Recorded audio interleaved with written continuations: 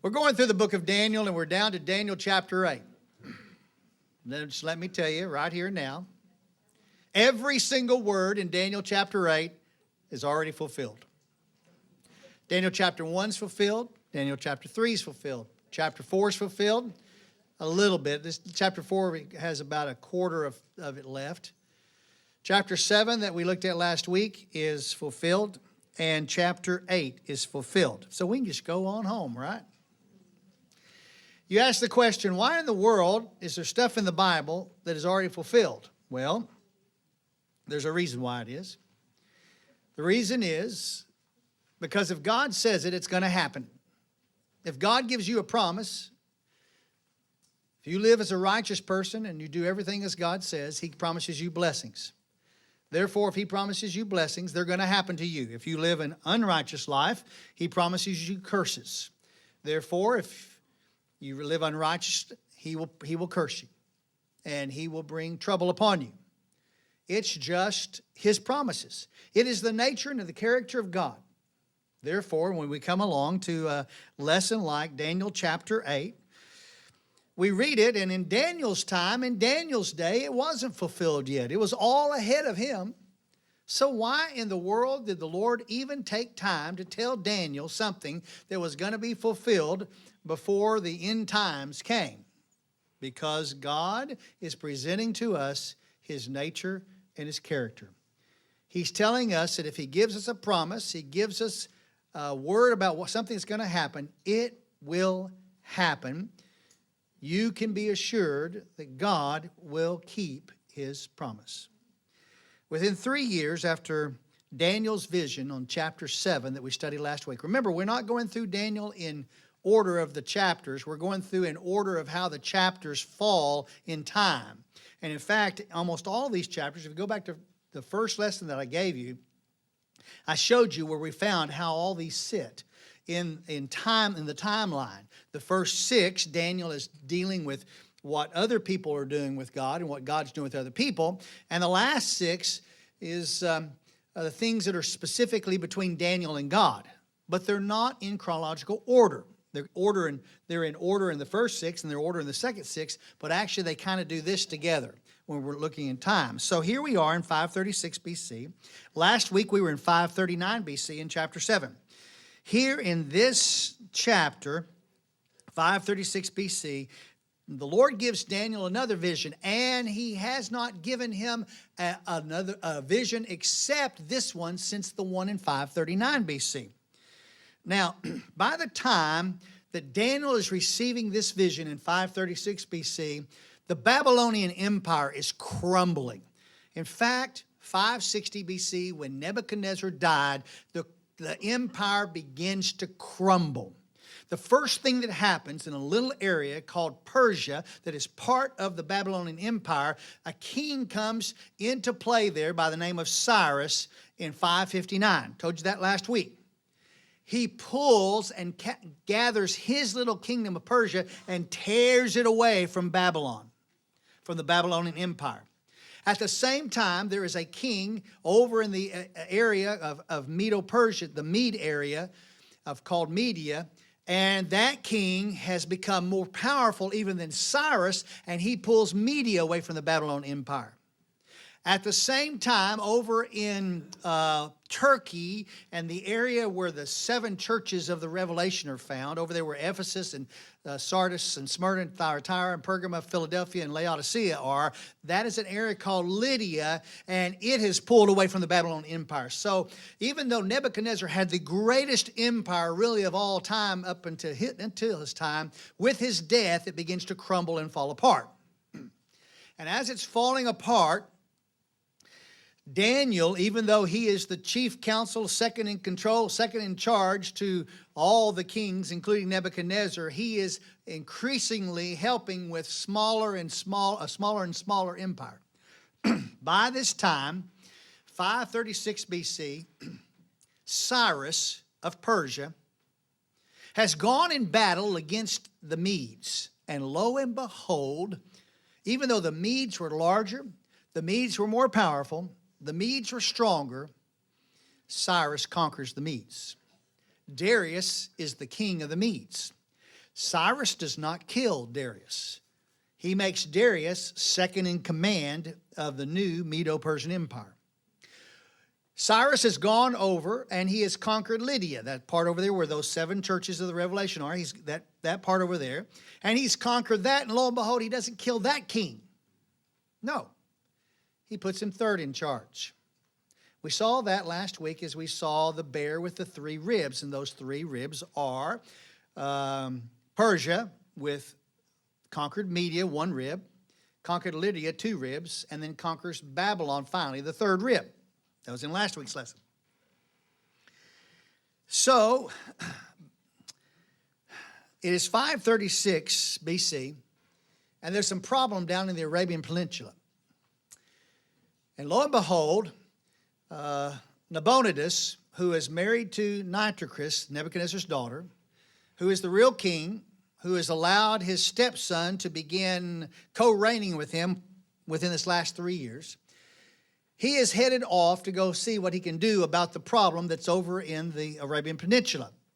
But remember, you don't go across that great big old huge desert to get to the Arabian Peninsula. You have to go around it. So Nabonidus is headed up the Euphrates River, and he's going to get to about Haran. And when he gets to Haran, he's going to pause for just a few days. And while he's there in Haran, a disaster is going to happen back in Babylon. By the way, that's chapter 5, next week's lesson. So Daddy has left the area. He's traveling up. It's going to be a long way. Actually, Stepdaddy and Mama have left the area, and they're going to head on down to the Arabian Peninsula. But they're going to stop in Haran, and they won't ever make it to the Arabian Peninsula, in fact. Well, Belshazzar's in charge. As we pick up here, Daniel's in his 80s.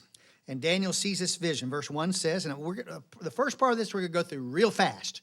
And I am going to stick very close to the script so you'll be able to follow along. Usually I tell you what's in the commentary, but because it's so pertinent that you understand each and every step of God's fulfillment, I'm going to stick real close to the script. It says, in the 3rd year of the reign of Belshazzar, the king, a vision appeared to me, Daniel, subsequent to one which appeared to me previously. In other words, this is the first one I've had since I had the one back in 539, the one in chapter 7. He says, and I looked in the vision, and it came about while I was looking that I was in the citadel of Susa, which is in the province of Elam, and I looked in the vision, and I myself was beside the Ulai Canal. Daniel is not really there. Daniel is still in Babylon. Daniel is still a faithful counselor to Nabonidus and to Belshazzar. Persia, Media, and the country of Elam, which is in the Media area, is not part of the Babylonian kingdom anymore. Susa is not a capital in the Babylonian kingdom anymore. It belongs to Cyrus the Great, with Darius as his second in charge. So Daniel is not over there. He's just in his vision, seeing as if he was there. He sees himself there in the vision, but he is probably most likely still in Babylon if that's where this vision happened, which it probably is. Verse 3 says, then I lifted up my gaze and looked, and behold, a ram which had 2 horns and was standing in front of the canal. Now the 2 horns were long. So this ram has 2 horns that are long, but one was longer than the other, with the longer one coming up last. So we've got a ram, 2 horns, one is long, but it wasn't the longest to begin with. The second one to come up becomes a longer horn. That's very important in the interpretation of knowing who this ram is and what's going on. Well, I've already told you the answer to that. The answer to that is Cyrus was in Persia. Darius was the Mede in the Media. Darius and the Medes were stronger to begin with, but lo and behold, the second one, Cyrus, came in and overthrew the Medes. So the little one took the big one over, and lo and behold, the little one's horn grew bigger and longer. That's what that means. But we'll see that as this thing unfolds. He says, I saw the ram budding westward and northward and eastward, and no other beast could southward, and no other beast could stand before him, nor was there anyone to rescue him from his power, but he did as he pleased and magnify himself. Why wasn't he budding eastward? Because he owns the east. Cyrus the Great owns everything from Persia or Iran, Iran, and everywhere, all the way back to the Indus River, to the Hindu Kush Mountains. He owns all of that, so he can only go westward, northward, and southward, because he owns everything to the east, back to the mountains, and to the big river back over there. So he says, while I was observing, behold, a male goat was coming from the west over the surface of the whole earth without touching the ground. He sees this male goat flying across the ground. You got it? Coming from the west. And the goat had a conspicuous horn between his eyes. So Daniel has seen a ram, and now he sees this second animal, a goat with a big old horn. Horns always mean powers. Horns are always talking about the kings that are in charge and control. Remember, we had on the ram 2 horns. We have Cyrus and Darius, and now we have this goat that has 1 horn. Lo and behold, we're going to tell you who that is in just a minute. He says that he came up to the ram that had 2 horns, which I had seen standing in front of the canal, and rushed at him in his mighty wrath. And I saw him come beside the ram, and he was enraged at him, and he struck the ram and shattered his 2 horns, and the ram had no strength to withstand him. So he hurled him to the ground and trampled on him, and there was none to rescue the ram from his power. So we see, now folks, don't get all bothered about this, because Gabriel's fixing to interpret this, and it's going to be pretty obvious who all these are. It's going to tell us who it is. And in fact, history is going to tell us the rest of the story. So verse 8 says, then the male goat magnified himself exceedingly. But as soon as he was mighty, the large horn was broken. Soon as he was mighty, soon as he had conquered the ram and everything, that large horn, that king, dies. The large horn is broken. And in its place there came up 4 conspicuous horns towards the 4 winds of heaven. So up come 4 little horns, or 4 horns out of where that one big horn was, and those 4 horns turned towards the north, south, east, and west. Verse 9. And out of one of them came forth a rather small horn, which grew exceedingly great toward the south, toward the east, and toward the beautiful land. Beautiful land is another term, a Hebrew term for the promised land. So out of these 4 horns, we see a little horn come off of one of them. You got it? Little spike horn comes off of one of the 4 horns. That's what he's saying to us. 4 horns, out of one of them comes off a little one who turns his attention towards the south and towards the east and towards the beautiful land, which is the promised land. Verse 10, and it grew up to the host of heaven and caused some of the host and some of the stars to fall to the earth, and it trampled them down. Daniel just sees that there's some of the stars come down and fall down. It tramples them down. It even magnified itself to be equal with the commander of the host. I wish I'd have put the footnote in here, but over in Exodus, Moses calls God, the Almighty, the Ancient of Days, God the Father, the commander of the host, which here it is a reference to God the Father. He even magnifies himself to be equal with God. So this little horn off of these 4 horns, this one horn, this little horn that comes off of one of them, magnifies himself to be equal with God. And it goes on to says, and it removed the regular sacrifice from him, stopped the sacrifices of God, and the place of his sanctuary was thrown down. That means he's going to throw down the temple. And on account of transgression, the host will be given over to the horn along with the regular sacrifice, and it will fling truth to the ground and perform its will and prosper. In other words, this little horn that's going to come off of one of these 4 horns is going to go. He's going to destroy the temple. He's going to claim to be God. He's going to rule like he wants to rule, and it's going to look like will prosper. Okay. Verse 13. Then I heard a holy one speaking. That's an angel, folks. And another holy one said to that particular one who was speaking. He heard a holy one speaking, and another one comes along and says to him, how long will the vision about the regular sacrifice apply? while the transgressions cause horror, so as to allow both the holy place and the host to be trampled. Back up in the previous verse, it said in previous several verses, remember this little horn that's going to come off is going to go trample down the beautiful land. It's going to stop the sacrifices. It's going to do as he wills and not as God wills. And this angel says to this other angel, tell us how long it is. How long is these sacrifices going to be stopped? Okay, time out before we go any further. When Daniel is seeing this vision, the sacrifices have already stopped 50 years before. In 586, Nebuchadnezzar tore down the temple and the sacrifices stopped 50 years before. There has been no sacrifices in the temple for 50 years.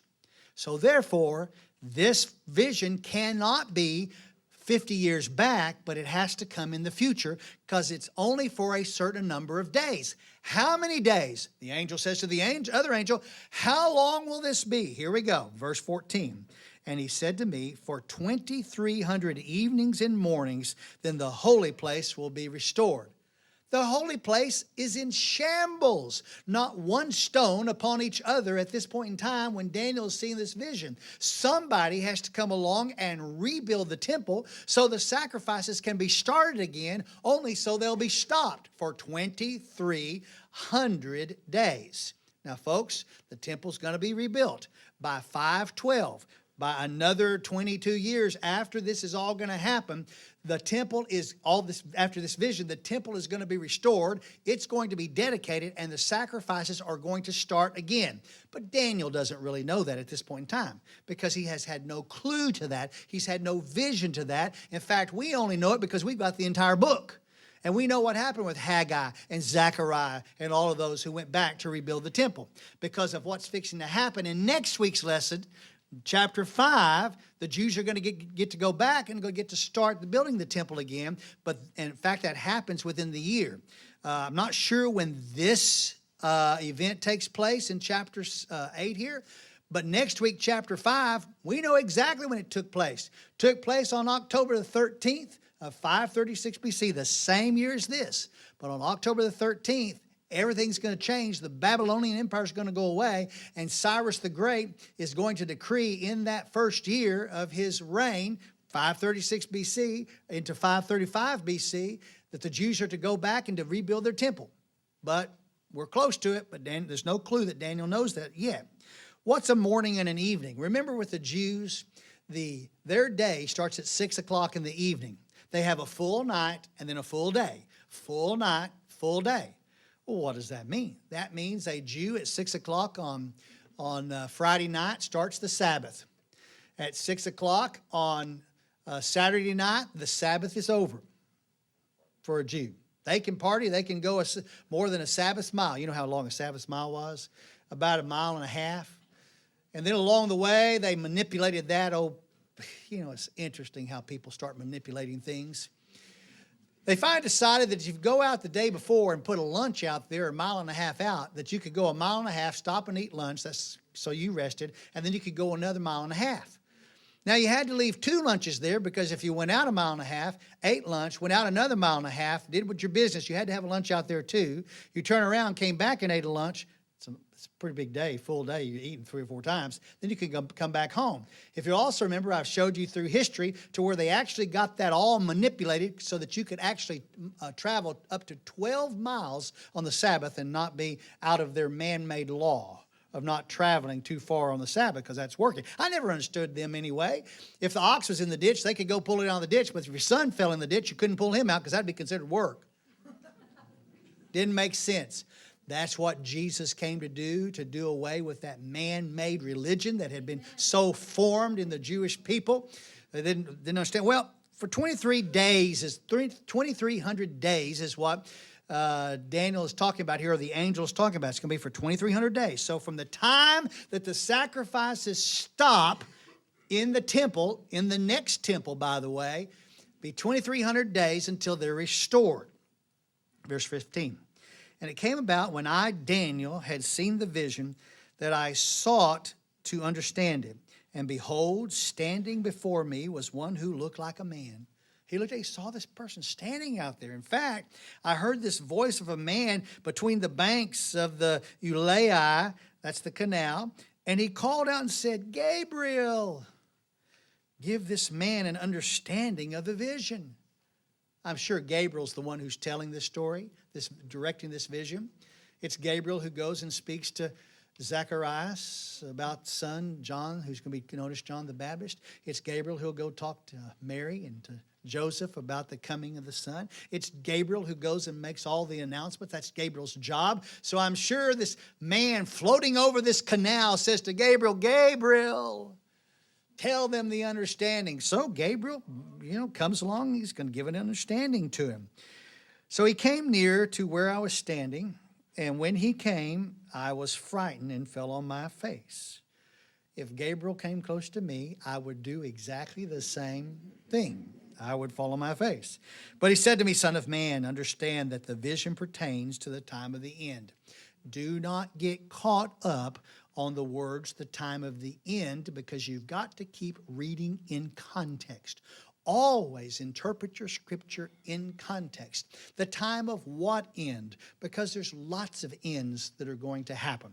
There's going to be an end of the time of Daniel. We're going to see in verse 12, at the end of this age, he says. And the end of that age is when Jesus rises from the grave and takes all of those, raptures all of those from before and takes them with him to heaven. That's the end of that age of the Mosaic law. There's other times. This is talking about the time of this indignation, the end of this time when this indignation is going to come to an end, this 2,300 days. He says, now while he was talking to me, I sank into a deep sleep with my face to the ground. So he's laying down there. Lo and behold, he goes to sleep. It's been a long vision, folks. He is worn out. Well, what does Gabriel do? He says, but he touched me and made me stand up. Get up, boy.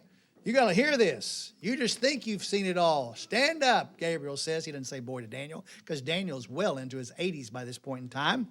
He says, and I will let you know what will occur at the final period of the indignation. Which indignation? The one he's talking about here. At the end of this time, the final period of the indignation. For it pertains to the appointed time of the end. Of the end of what? The end of the indignation. It's just the way Hebrew writes it. Unfortunately, in English, it's not as clear as it is over in the Hebrew. Verse 20 says, the ram, here's Gabriel, the ram which you saw with the two horns represents the kings of Media and Persia. See, I didn't lie to you. It's right there. It's Cyrus and it's Darius. They're the two kings. That's the two horns there. So Gabriel has interpreted this clearly. These two rams are Cyrus and Darius. All right, let's look on. Verse 21. And the shaggy goat represents the kingdom of Greece. Where in the world did Greece come from? Greece is not really a known power. Oh, yeah, we know where it is. Oh, yes, was part of the Babylonian Empire and still is. The Babylonian Empire has been cut away from it, divided, because that country called Lydia, which is part of Asia Minor, has been now snatched by Persia. But Greece is still part of the Babylonian Empire, but it's not an empire yet. It's sitting over here hanging down off of Macedonia. He says, and the large horn that is between his eyes is the first king of that Greek kingdom, or that kingdom of Greece. All right. Now, I'm going to stick real close to this commentary that I've written, because I don't want to leave anything out. I want it in order for you. It is in a chronological order. In 336 BC, Philip II, king of Macedonia, dies, and his son, Alexander III, also known to us as Alexander the Great, becomes the king. He rises as the first king of the Greek Empire, the large horn between the eyes of that shaggy goat. 2 years later, in 334 BC, Alexander begins his campaign against the Persians. That campaign places all of the Persian control over Asia Minor, now modern-day Turkey, in the hands of Alexander. In 333 BC, Alexander runs Darius III. Now, that's not Darius of Darius the Mede. Darius the Mede with Cyrus is 536. We are now dealing with Darius the Third in 333, about 200 years later. You got it? 200 years between these two Dariuses. The Darius with Darius and Cyrus is the Darius who's going to throw Daniel in the lion's den next week. This is a different Darius. This is Darius the Third that has come along. There's been other names to Shambius and Xerxes and Artaxerxes and Darius the First and this and that and Darius the Second and another this and that. And then finally we're down over the 200 years to Darius the Third. He's the ram of Persia out of the Syrian area. From there, Alexander takes over Syria. He destroys Sidon. You've heard of Tyre and Sidon in your studies. He destroys the old city of both the old and the new cities of Tyre. In fact, he uses the stones from the old city to build a land bridge to the new city, and Alexander builds it across there, a causeway, and they go in to destroy that new city of Tyre. Alexander marches on down to the Gaza Strip, and he destroys 4 of those 5 cities in that area. In fact, in the area, the city of Gaza, he bores holes in the feet of the king, puts ropes through them, and drags him through the town to fulfill the prophecy about that king in Gaza. Look at your footnotes on those. Those footnotes are very, very important.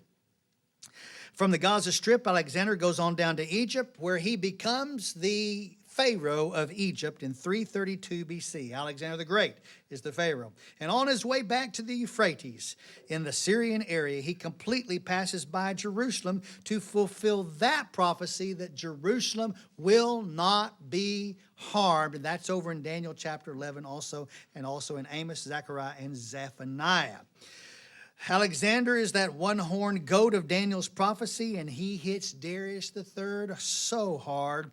The ram of Daniel's prophecy is just really being devastated by Alexander. In 331 BC, Alexander defeats Darius III at a place called Arbela, ending the Persian Empire for all practical purposes. Within that next year of 330 BC, 2 of Darius's men, 2 men of Darius, of his officials, they're real loyal, yeah. They throw him into a cart, and they wound him with a javelin, and they leave him to die. Alexander finds him dead in the cart, and he is so disappointed. He orders that his body be taken back to his hometown, and that he is to be buried with all of his royal ancestors, and he is to be given a magnificent funeral. Why in the world would he give him? He's been trying to beat the tar out of him. Why in the world would he give him? You remember, they didn't kill their kings back in those days that they defeated. No. When Pharaoh Necho came over and defeated, put Jehoiakim in place, and did not like what Jehoiakim was doing in the southern kingdom, he took him on down to Egypt and had him down there where he could watch him. And he put Jehoiakim's brother, Jehoiachin, in place in the southern kingdom. When Nebuchadnezzar comes in, he takes Jehoiachin and goes and puts him in prison. When Nebuchadnezzar dies, Nebuchadnezzar's son, evil Merodach, who's now the king of the Babylonians, takes Jehoiachin out and puts him right next to him at his table and feeds him until he dies. That's what they did back in those days. You see, let's just bring it on home a little more. Sam Houston. What is the year? 1836. When he runs down Santa Ana over here where they've got that big old obelisk standing out there, obelisk, whatever that's called, at the San Jacinto Monument. Does he kill Santa Anna? No, he puts him in prison. Do you know why he doesn't kill him? Because had he killed them, Mexico would have just put another president in place, and the whole mess would have continued. As long as Jehoiakim was in prison in Egypt and Jehoiachin was in prison in Babylon, the nation still has a king. They don't replace you because you're still the king. So it's a way to control. And in some cases, they even take the king, like Cyrus did Darius. They fight, they battle. Cyrus wins. Okay, Darius, you get to be second in charge. You following? Okay? Makes no sense to me today. That's not the way we do things like that very much anymore. But that's the way they did it back then. Alexander the Great is very, very aware that kings of every nation, even the ones that he defeats, should be buried in a magnificent way and have all the honor that's brought to them, even though he's just knocking the socks off of them. Well, he says he sends him back to be buried. In fact, after that, a few years after that, Alexander the Great marries Satira, Darius' daughter, and she will give him a son. Nebuchadnezzar's dream of that statue continues to be fulfilled. Finally, that old chest of silver with the two arms has passed on to the belly of bronze, as over in Daniel chapter 2. Daniel's dream of that bear with the three ribs of Lydia, Media, and Babylon, the Persian Empire, has been passed on now to that leopard that's going to have 4 heads that we found in the other chapter, Daniel chapter 7. Alexander continues his campaign east, and he goes and he captures 8 more tribes and all of their land, and he gets all the way down to the Indus River, right where the Hindu Kush mountains are, and he's intending on entering over into India, but his men are very war weary, and they say, we're too tired to go. We cannot do another thing, and so he goes back to to Babylon, and he makes it his capital city. On May the 29th, 323 BC, Alexander attends a function in honor of his admiral, Maricus. And he drinks very heavily at the party that night. And when the party ends, his friend Media says, come on over to, I've got another party, let's go to. And there they go to, and they continue to drink. But this wine at this second party has been diluted with water. And when he becomes drunk, his friends have to carry on him back home and put him in his bed. And when he awakes, he has a very high fever, and he has contracted malaria from the water. He spends the day and the night in the bathhouse trying to cool off. The next day, he spends his time in his bedroom playing with dice. He makes a very valiant effort to conduct business, but on June the 6th, he hands his ring over to Perdiccas, his senior officer, so that the business of the empire can continue. The upper echelon of his organization begins to gather around him in his bedroom. And finally, towards the last moments of his life, one of his men asks him, who should have the kingdom? And Alexander answers, the strongest. And his last words are, I foresee a funeral contest over me. And sure enough, there will be one. Early in the morning of June the 10th of 323 BC, Alexander dies at the age of 32. After reigning for just 12 years and 8 months, he has led his troops over 20,000 miles. They prepare him for a burial and attempt to transport him back to Macedonia to be buried with his father. But one of his generals captures his body in Damascus and carries it back to Babylon, where it's buried there. Alexander's empire begins to fall into anarchy. After Alexander's death, his brother Philip, his half-brother, takes control. Oh, but Olympus, his mother, successfully instigates Philip's murder in his 6th year as king.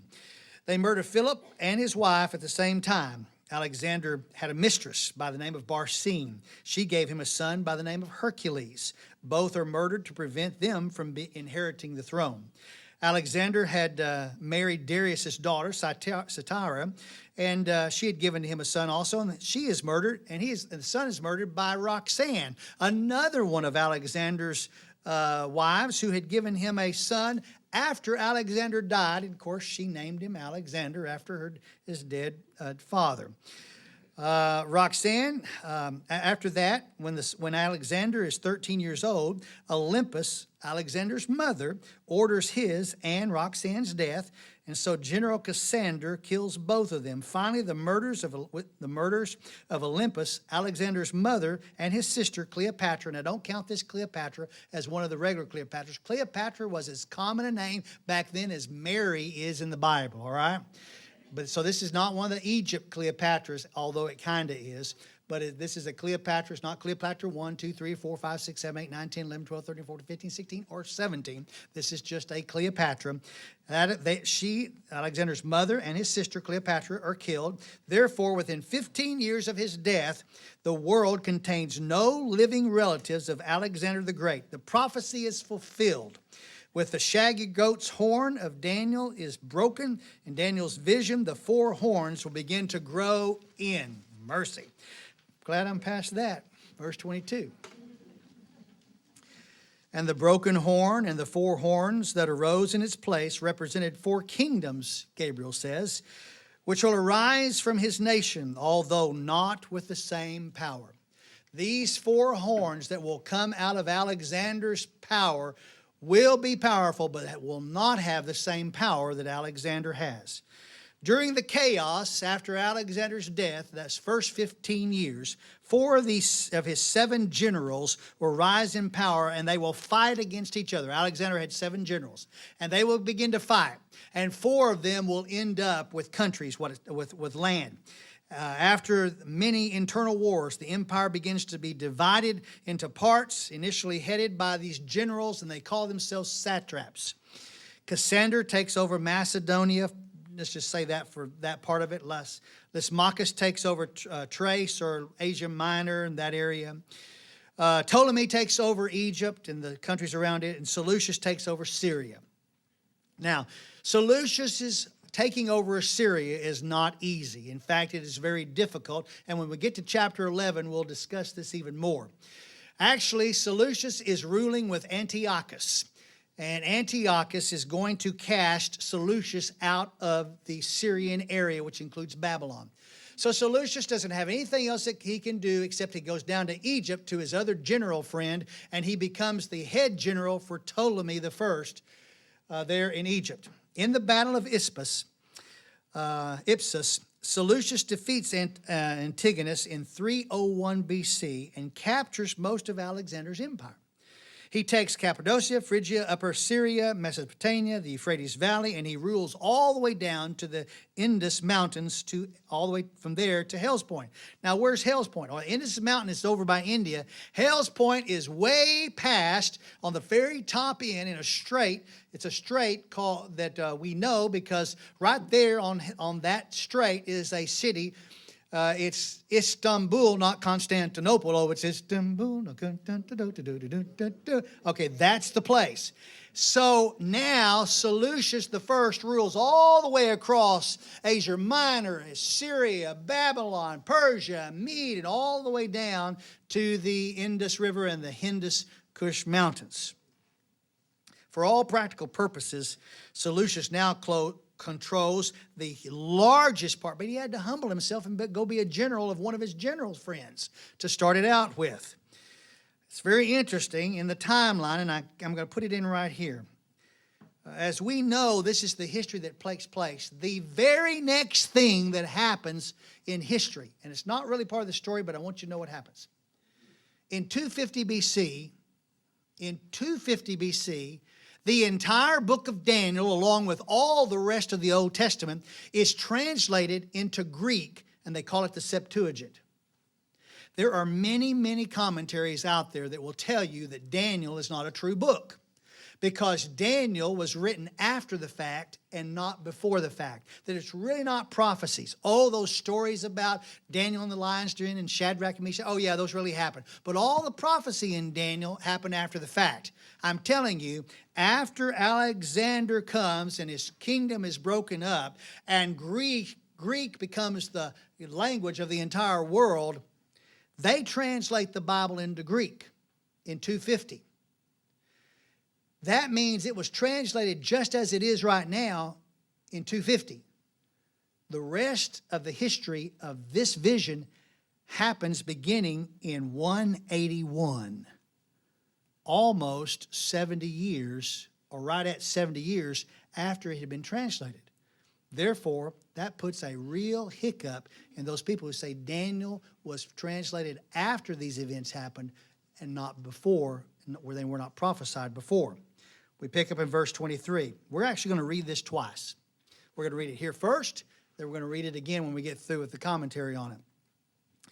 In the latter period of their rule, when the transgressors have run their course, when all the kings and all this stuff have gone back and forth, and by the way, when we get to chapter 11, that's where you're going to hear about all these transgressors who have run their course. He says, a king will arise insolent and skilled in intrigue. Okay? We got 4 horns, and now these 4 horns, a little horn's going to grow off of it. A little king's going to grow off of it. It's insolent and skilled in intrigue. And his power will be mighty, but not by his own power.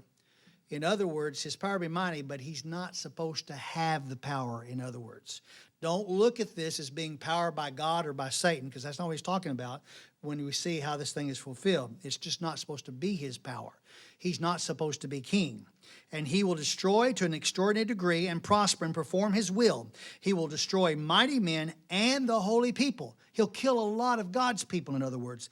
And through his shrewdness, he will cause deceit to succeed by his influence. He's going to do something very shrewd to influence people, in other words. And he will magnify himself in his heart.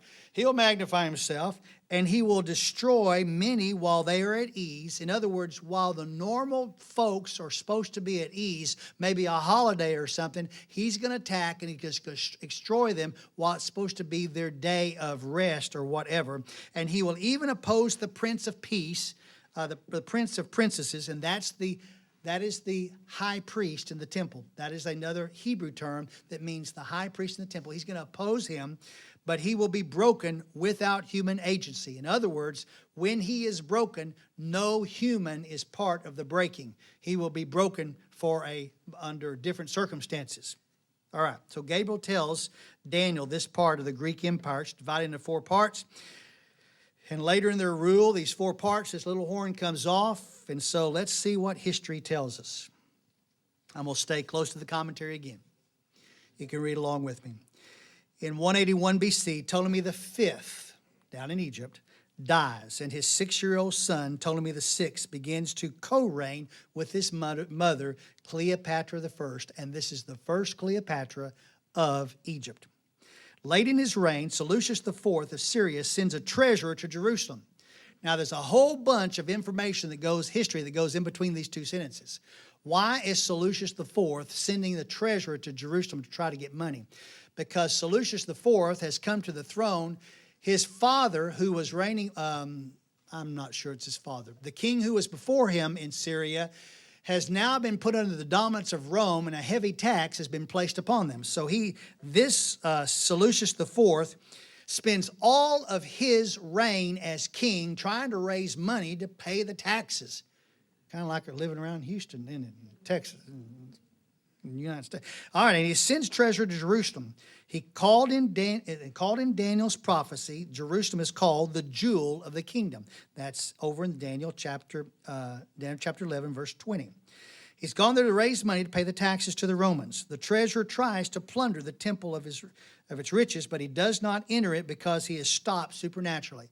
I have yet to find a viable thing that tells us what that supernatural stop is, but that's over in the rest of the prophecy. We know he stopped supernaturally, but we do not know. I do not know for sure what that was that happened. The treasurer returns to Seleucus IV in 175 BC and poisons him. Thus, Seleucus IV dies neither in anger nor in battle, as is prophesied over in Daniel 11. The treasurer seizes the throne for himself, but Ptolemy VI down in Egypt says, whoa, wait a minute. That's my throne up there in Syria. Remember. You see, Antiochus III was the father of his mother, Cleopatra I. So cousin's saying, hey, treasurer, that's my land up there. I'm going to claim it back for Egypt. And Egypt had controlled it for a while. And we'll see that when we get to chapter 11 and go through that history there. He's saying, look, this is all cousins against cousins. Grandmas against grandkids. Grandkids against grandparents. Uncles against nephews. And all. That's all that's going on here. These are all related. And by the way, they're all Greek. Every single one of them. Well, it does not matter because Seleucus IV's younger brother, Antiochus IV, also known as Antiochus Epiphanes, claims the throne back from the treasury, actually kills the treasurer in 175 BC. Antiochus IV, he is vile. There's a carving of the statue of his face. As the prophecy says, the honor of the kingdom is not his. Well, how can the honor of the kingdom not be his? Because it doesn't belong to him. It belongs to his brother Demetrius I. But Demetrius is over in Rome. In fact, he's in a prison in Pergama, which is controlled by Rome by this time. And that's exactly where Antiochus IV wants to keep him. So he works a deal with Pergama to keep his brother in prison so he can stay on the throne. Well, through flattery, Antiochus IV takes the throne peacefully, using his friends in Pergama to keep Darius Demetrius in prison. Soon after taking the throne in 175 BC, Antiochus IV's nephew, Ptolemy VI of the south of Egypt, makes a futile effort, a battle, to go against Antiochus and get that land back for Egypt, but he fails. Antiochus IV murders the Prince of the Covenant. Antiochus IV goes down to Jerusalem. He goes to the temple and he murders Onias III. That's the high priest, the Jewish high priest.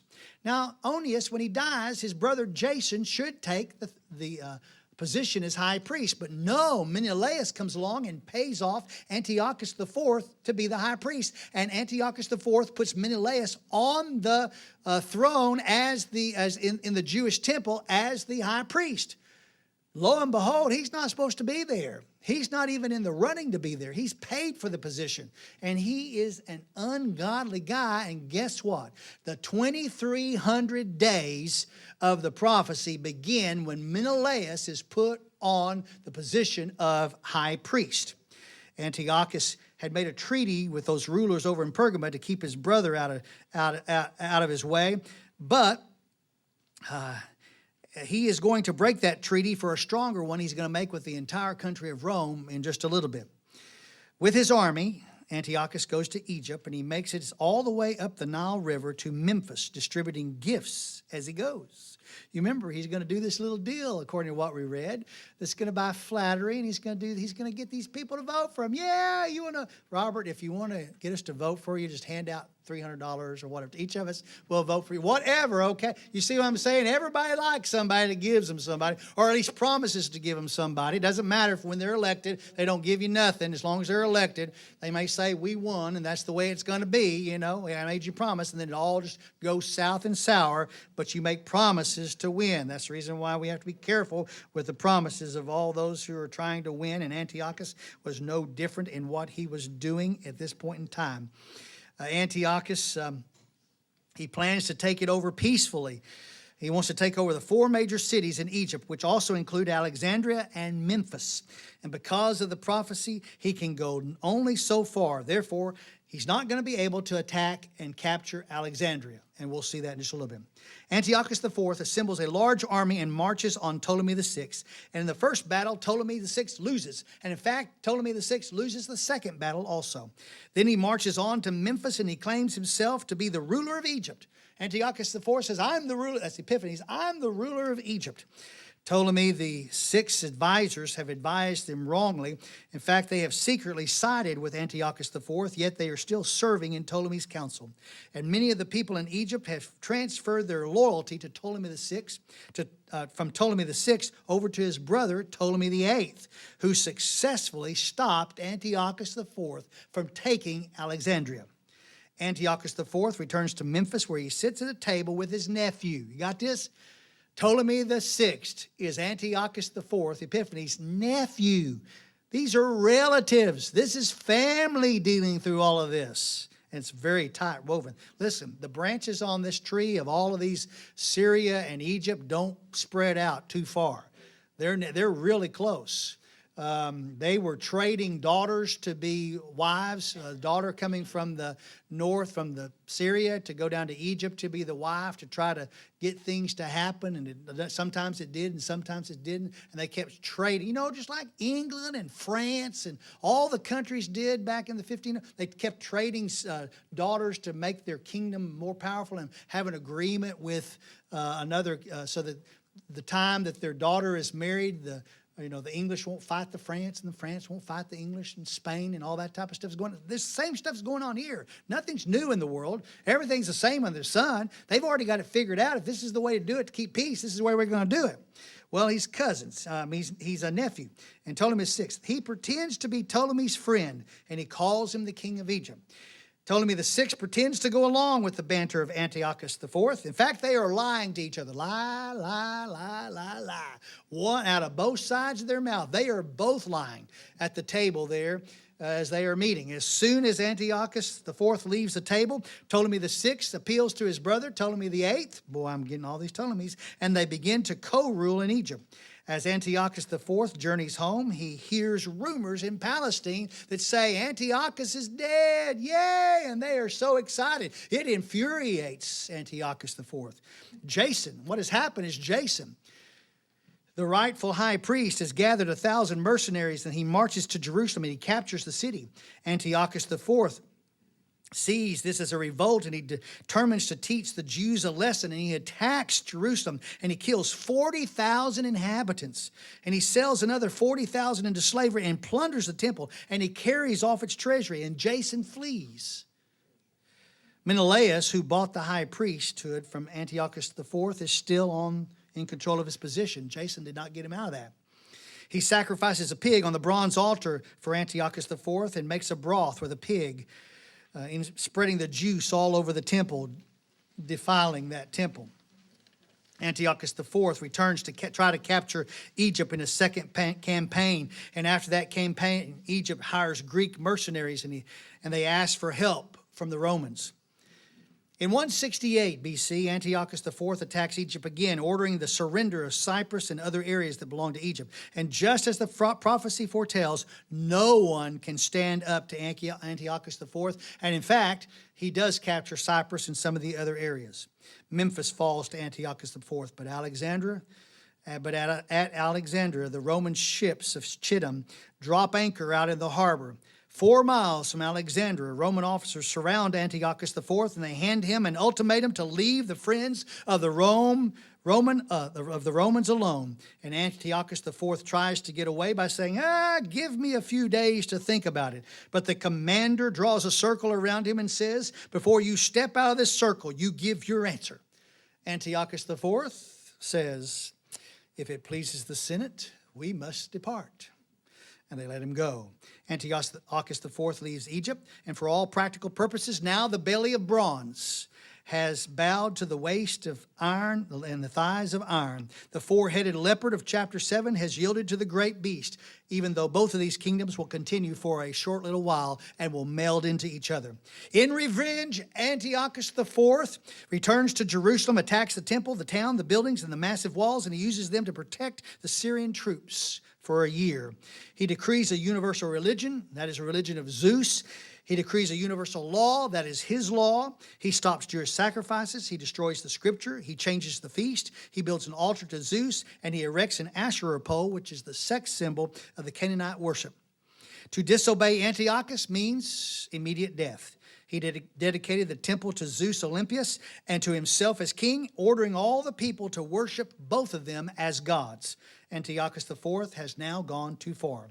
God's remnant finds leadership in Matthias and his sons. They represent the wise men in Daniel chapter 11 of the prophecy who know God's word. They attempt to make things right in the midst of all this persecution. One of Antiochus' force officials approaches Matthias, a priest in a little town called Modin, and instructs Matthias to offer a sacrifice to Zeus. Matthias not only refuses to offer the sacrifice, he also kills the official. When Antiochus IV hears about this deed, he sends officials to enforce the decree, and a skirmish occurs, and the priest kills all of the officials. Matthias and his son, Judas Maccabeus, lead a group of religious rebels, and they cut deeply into the troops of Antiochus IV. When Matthias dies, Judas Maccabeus takes over. Many join in the fight, and the Maccabeans become a major force in Israel. Antiochus IV repeatedly attacks the Jews. When? On a day of rest, on the Sabbath, knowing that they will not fight on that day. Jews are roasted because they will not fight on that day. Jews are strangled because they will not fight on that day. Jews are crucified. Jews are sold into slavery. Jews are robbed, and Jews are cut into pieces. 6.5 years, 2,300 days since Antiochus IV placed Menelaus in charge, Judas Maccabeus and his men march on the city, ousting Antiochus IV, ousting Menelaus, the high priest, reclaiming the city. They begin to repair, cleanse, and finally rededicate the temple that had been defiled. They add this day to their calendar as a feast day, and they call it the Feast of Dedication, and the Jews still celebrate that day today. Antiochus IV then dies of a disease in 163 BC, and his 9-year-old son takes the throne, ruling for part of 2 years. With Antiochus IV's death in 163 BC, the little horn that grew off the long horn of the 4 horns of the goat in Daniel chapter 8 dies without human agency. Now, turn back to page 42 in your notes to where it says the transgressor. I told you we were going to read it, and then we're going to come back and read it again. Where it says transgressor. And in the later period of their rule, when the transgressors have run their course, a king will rise insolent and skilled in intrigue. And his power will be mighty, but not by his own power. And he will destroy to an extraordinary degree and prosper and perform his will. He will destroy mighty men and the holy people. And through his shrewdness, he will cause deceit to succeed by his influence. And he will magnify himself in his heart. And he will destroy many while they are at ease. He will even oppose the prince of princesses, but he will be broken without human agency. History tells us that that has all been fulfilled. That means he, without another person, another man or woman being part of his death. He died from a disease, not from a sword or from a spear or from an arrow or from a knife or from poison by someone giving it to him. He died of his own disease. We would just call it, he died of natural resources, natural causes. Yeah, it's resources too. Verse 26, and the vision of, and Gabriel picks up here as we speak, and he says, and the vision of the evenings and the morning has been told is true, which has been told is true. Gabriel's come back and say, it's going to happen. If God says it's going to happen, it's going to happen. But keep the vision secret, for it pertains to many days in the future. Yeah, it pertains to many days. It will not be completely fulfilled for 373 years after it is given. It doesn't matter how long it takes to be fulfilled. If God promises it, it will be fulfilled. Daniel says, then I was exhausted and sick for days. Then I got up again and carried on the king's business, and I was astounded at the vision, and there was none to explain it. The assault on the beautiful land is going to happen. For us, it has already happened in history.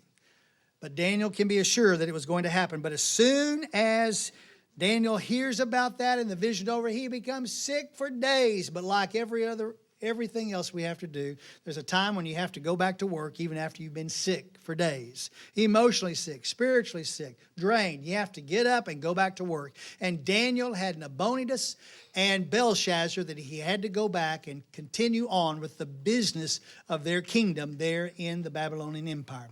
He goes back to work, but he keeps it secret. But he is astounded with this vision. And he is astounded because he has nobody else to help him understand what it all means. And for that reason, we do not know how much Daniel understood about this vision. But 15 years after this vision, the Lord's going to give him another vision, and we're going to have it in Daniel 11, which is not next week. It's going to be Daniel 11:12, which is the last part of our lesson, when he's going to get to understand a whole lot more about it, because all the gaps that were in this story that I told you today will be filled in when we get to Daniel chapter 11 and Daniel chapter 12. If God says it, it will happen. When you read the promises of God that will come upon you for you being a righteous person and a godly person, those promises are true. You can find your promise and know that God will take care of you. If you are unrighteous, you're out of God's step with God, then you can also realize that he has a promise for you, and that outcome will not be good. It's just the way God is. His character, his decisions never change. Let us pray. Father, we thank you for the message of the word today through Daniel. We thank you that it's all fulfilled, that we don't have to worry about when this is going to happen because it's all done. But Lord, we thank you that it also tells us that you are true, you are faithful in everything you say and everything you do. We thank you, Lord Jesus. In your name, amen.